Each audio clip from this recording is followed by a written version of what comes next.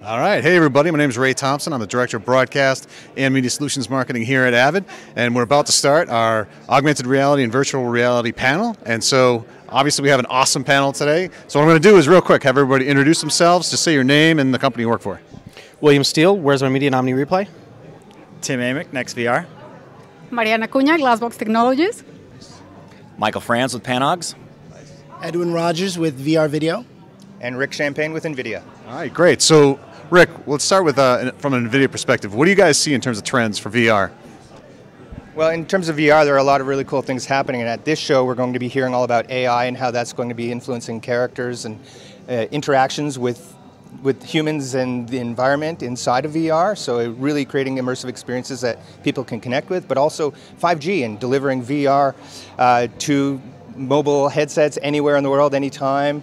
Also influencing AR and the proliferation of that. So I think AI and real-time ray tracing, by the way, so higher quality is something that's going to be coming through. So I think those three are the top ones that we'll be talking about at this show. Very cool. And Edwin, you come at this from kind of a creative side, right? Mm-hmm. Yes. Why don't you talk a little bit about what you guys are doing as it relates to virtual reality? So a lot of what I do is journalism, and so I think where I see the future is going is live 360 production. One of the things that we want to do is have a 360 camera inside of the convention center, for example, at the debates, and so that viewers could control the camera that they're seeing while watching a live broadcast at the same time. Awesome. How about you? You come at it from a creative angle too, right? I do. So I think, there's a ton of different things that VR is really interesting for, and I think Tim and I were discussing some of that just a little bit ago. One of the things that we've started to look at is volumetric video, which is really, really interesting. And when you start talking about the processing power behind it, it's very intense. And there's a whole lot of data that's created from all of this, and it's a really interesting just an interesting view at things. And we've started to take your traditional stereoscopic 360 video and then insert volumetric video into it as well, which has proved to be an incredibly huge problem with output files. So yeah, NVIDIA is great for that, and it's just really interesting to see where all of this space is going. Yeah, that's awesome. I know you've been at it from both the creative side, and now you're coming at it from the technology perspective. Why don't you just talk a little bit about what you're seeing from all your background? You grab it, or I grab it? Who grabs it?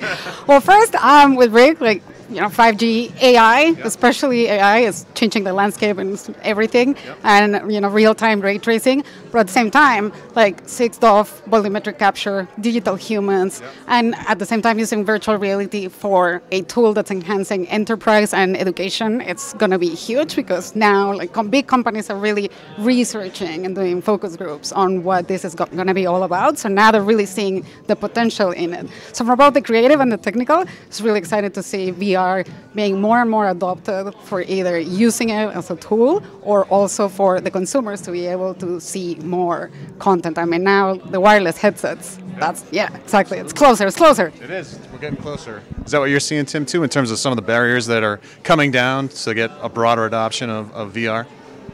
Yeah, that's big for us. I mean, really, as the headsets get better quality, cheaper, more accessible to people, we're kind of a tech company and a content company at the same time. My area is more on the content side, so we really are focused on, as the headsets get more common for everybody, making sure there's really good stuff for people to watch, that they can really feel like they went somewhere and it's a meaningful experience rather than just, if they could watch it just as easily on TV, they probably will. We want things that people will remember, and it'll be different than what they're used to. Awesome.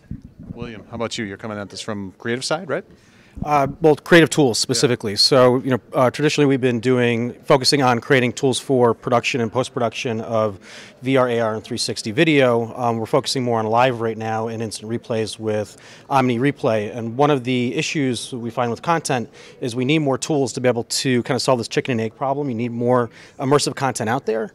And if you don't have tools that make it easy and more accessible for creators to be able to create content and to make it more relevant to the overall content ecosystem, then we'll find more adoption, I think, when we have more content to consume that as quality content.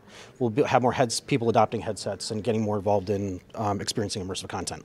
Very cool. So that's what we're talking about. Oh, and we have Robert Klug, who's our moderator today. Robert, what do you see in terms of VR adoption, and what are the things that are driving that? Yeah, I'm super lucky that I have the pleasure of talking on this topic. Sometimes you get topics that other people are talking about and it's older information. This is a freight train rocket ship beginning to occur, and you Google 5G and AR and 2020 is the year, and the numbers for this convergence are off the chart. I'm super excited to host this panel for everybody, and thank you for giving me some information and some questions about what you guys hope to get out of this today. And then to our panel, I consider you guys to be the all-star panel that I've never been so lucky to be a moderator of. I kind of feel like, Alex Trebek on Jeopardy when he's got all the smart people on stage, so they assume Alex is really smart. So I'm going to say very little and let them go. Thank you. All right, everybody, this is what Connect's all about, learning about cool new stuff like AR, VR, and what's driving adoption.